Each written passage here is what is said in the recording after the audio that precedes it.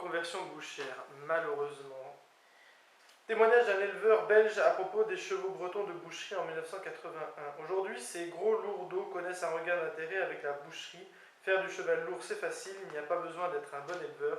Quand je vois ces chevaux faire maintenant 1 tonne, à quoi ça rime pour l'attraction?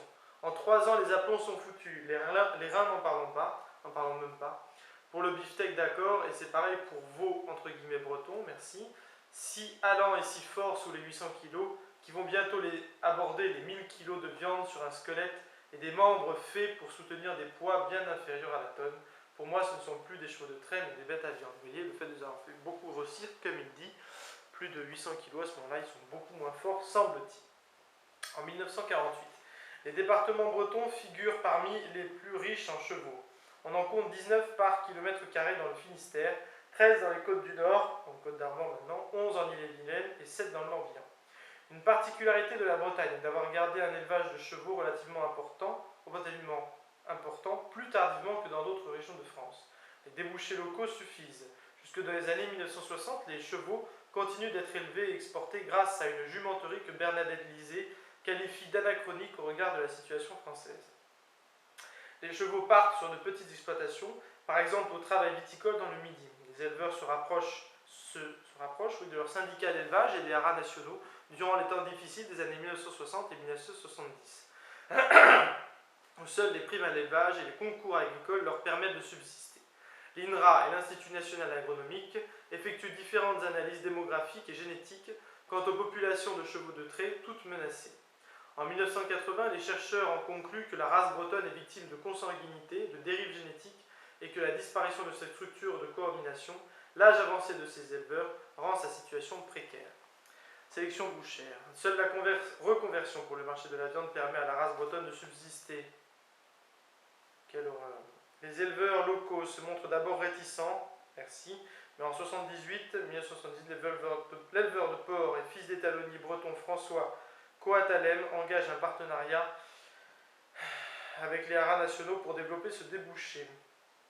L'année suivante, il obtient la mise en place d'un quota d'abattage de chevaux d'origine française. C'est toutefois l'ouverture vers le marché italien, grand consommateur de viande de cheval de trait, qui entraîne la vague d'engouement pour le cheval breton lourd et une sélection suivant de nouveaux critères. Dès lors, les chevaux sont recherchés les plus gros possibles en dépit des problèmes d'aplomb, on en a vu, occasionnés, et s'élèvent en plein air intégral. Ce modèle d'élevage s'exporte dans le Massif central et les Pyrénées. En 1984, les allures des chevaux bouchés n'étant plus prises en compte, le test d'allure des étalons de type postier est supprimé. La distinction entre les types trait et postier devient moins évidente. En 1985, le haras d'Hennebon envoie un énorme étalon reproducteur de type boucher nommé Oscar à Banalec dans le Finistère. Disparition du centre-montagne. La sélection bouchère est fatale au centre-montagne, qui étant la plus petite des variétés, ça tourne encore, oui, de la race, est aussi considérée comme la moins adaptée à la production de viande.